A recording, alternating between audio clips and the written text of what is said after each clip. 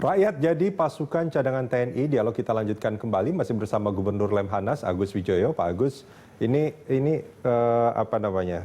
Semacam pemikiran orang awam seperti saya, Pak Agus, bahwa setiap warga negara yang baik, siapapun dia, sipil ataupun militer, ketika negaranya itu mendapatkan ancaman, mestinya mereka memang dengan sukarela tanpa harus dipaksa untuk membela negaranya. Apapun ancaman bentuknya, bentuk ancamannya seperti apa. Bisa bentuknya ancaman ideologi atau memang ancaman fisik. Tapi di sisi lain ketika ada komponen cadangan yang terinstitusionalisasi, terlembagakan, ada beberapa hal lain yang sebetulnya juga harus dipertimbangkan. Mereka kan dikatakan bahwa mereka juga akan menerima uang saku dan segala macam kesejahteraan. Artinya akan jadi pengeluaran bagi negara. Nah, di tengah negara yang saat ini sebetulnya harus diakui secara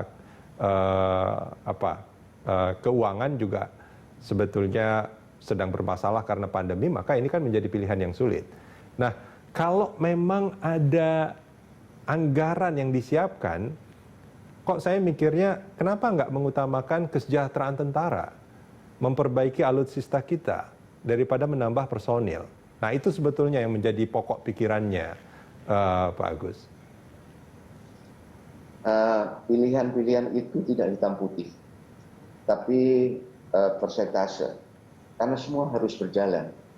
Kita tidak bisa untuk memilih, oke, tuangkan seluruh anggaran itu 100% untuk peningkatan kemampuan cyber misalnya. Lainnya tidak perlu dipikirkan. Ya, perencanaan seperti itu tidak matang dan tidak didasarkan kepada kaidah-kaidah perencanaan. Kaidah perencanaan itu adalah main prioritas, terus kemudian itu akan tetap dipertimbangkan, tetapi juga akan terwujud tuntutan-tuntutan yang memang dimintakan untuk menghadapi sebuah situasi. Dan tanpa ada komponen cadangan maupun ada komponen cadangan, semua itu sudah berjalan. Bukan berarti bahwa nanti ada komponen cadangan, kesejahteraan prajurit kemudian menjadi lebih sedikit atau berkurang. Bukan berarti bahwa nanti kalau ada komponen cadangan tidak memperhatikan untuk peningkatan alutsista. Alutsista mutlak, karena alutsista lah yang akan menentukan bagaimana postur pertahanan kita.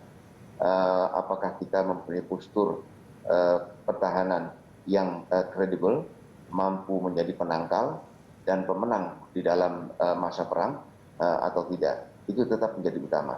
Tetapi seperti saya katakan, kalau seandainya diperlukan personel untuk mengawai dan mengawai alutsista, mengawai upaya perang, dan kita diam saja, saya rasa tidak ada negara yang senaif itu.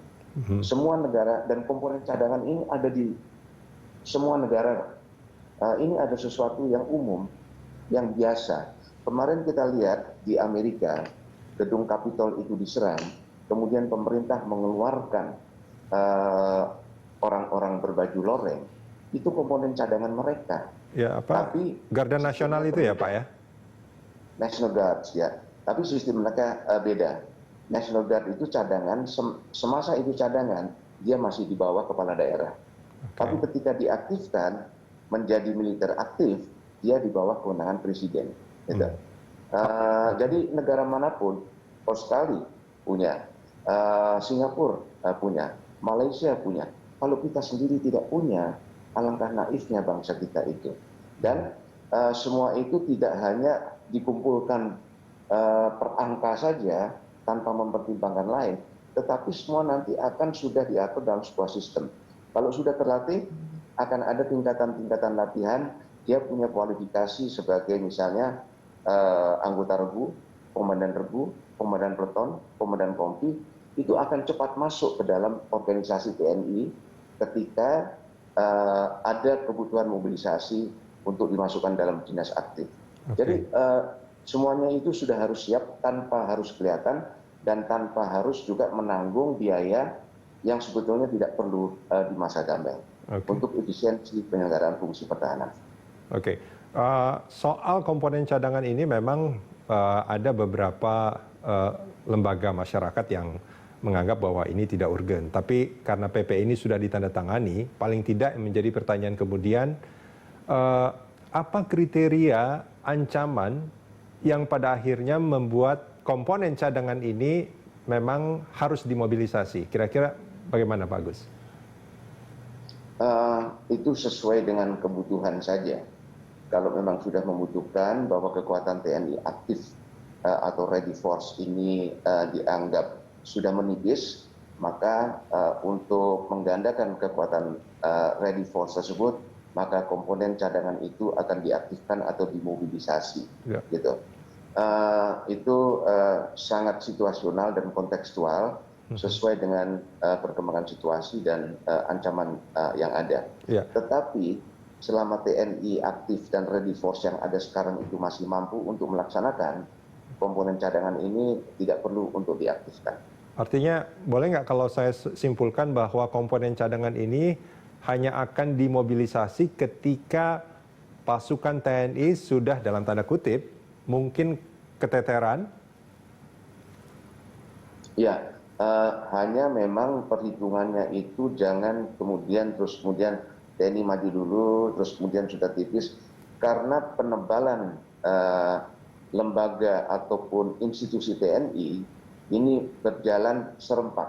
Oke. Jadi bukan hanya nunggu sampai mereka keteteran atau sudah hampir habis baru ini dimajukan, enggak. Tetapi penggandaan itu sifatnya sistemik. Gitu.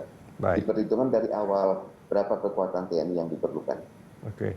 Kalau secara total saat ini berapa Pak jumlah pasukan utama kita atau komponen utama kita? Komponen utama saya tidak hafal ya, karena sudah lama saya meninggalkan dinas aktif. Mungkin sekitar berapa? 400-500 ribuan mungkin. 400 sampai 500 ribu. Oke. Ya. Dan untuk untuk geografi Indonesia ini yang begitu luas, terus bentuknya berpulau-pulau itu, untuk kondisi saat ini sebetulnya untuk pertahanan negara kita itu sudah cukup optimal atau masih jauh dari memadai? Ya, kembali kita harus secara jumlah maksudnya ya Pak ya? Bagaimana? Secara jumlah artinya maksudnya? Oh, secara jumlah. Seperti tadi saya katakan, sekarang ini kalau dulu mungkin katakanlah 30 tahun yang lalu, ya, banyak yang sifatnya manual, harus diduduki oleh manusia. Sekarang dengan kemajuan teknologi itu harus bisa di cover oleh teknologi, radar misalnya. Terus kemudian bahwa TNI juga punya pengorganisasian seperti Kostrad misalnya. Kostrad itu adalah cadangan strategis. Itu juga cadangan tapi sudah cadangannya tentara.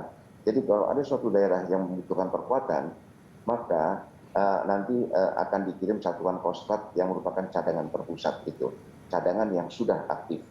Jadi di sini juga terkandung tuntutan untuk meningkatkan kemampuan mobilitas antara satu daerah dengan daerah lainnya. Dan itu merupakan sebuah sistem yang harus kita perhatikan secara komprehensif. Semakin kita bisa menyusun sebuah sistem yang efisien, maka semakin juga kita bisa hemat dengan penggunaan tenaga manusia. Konsekuensinya kita tuntut kemampuan tenaga manusia yang lebih tinggi di dalam aspek kemampuan teknologinya, dalam rangka untuk mengoperasikan alat-alat yang lebih masuk ke dalam era digital tadi itu. Oke, Pak Agus, komponen cadangan ini juga kan nantinya akan diberikan pangkat militer. Nah, ini hanya akan bisa digunakan pada saat dia dimobilisasi atau sebetulnya itu menempel pada dirinya sepanjang waktu? Efektif dia menggunakan dan mempunyai pangkat itu ketika dia berada dalam dinas aktif TNI. Gitu. Tapi ada juga seperti misalnya Amerika itu ada namanya, mereka juga pakai pangkat tapi pangkat dalam kurung cadangan. Gitu. tetapi juga itu untuk fungsi-fungsi yang mungkin ada kaitannya dengan fungsi pertahanan. Jadi mungkin di sini tidak hitam putih, tetapi hakikatnya pangkat itu diperlukan untuk melakukan fungsi-fungsi peran dan kegiatan yang berkaitan dengan fungsi peran pertahanan, berkaitan dengan TNI. Intinya adalah, puncaknya adalah memang pangkat itu ketika dia diaktifkan di dalam dinas aktif TNI. Dan bukan untuk jalan-jalan ke mall sore hari gitu ya Pak ya. Baik. Pak Agus, terima kasih banyak Pak sudah bersama kami di pagi hari ini.